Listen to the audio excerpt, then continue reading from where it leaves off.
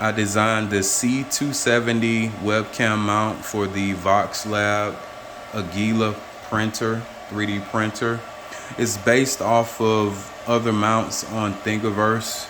You probably recognize this is from another build, as well as this right here. Those builds really didn't meet my expectations of what I wanted from the 3D print, from the C270 mount. This mount, as you can see, it's kind of back at a 45-degree angle, and this piece right here actually allows it to move forward and backwards, and then the top piece swivels, so it actually came out pretty well. I 3D printed a 30-second rod to go to actually mount the camera to the mount.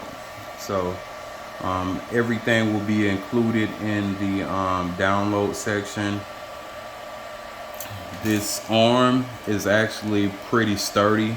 I printed these parts with really close tolerances, so you may have to take a razor blade and skim some off the top, off the edges, to actually get this arm to sit, to actually push inside of this mount right here.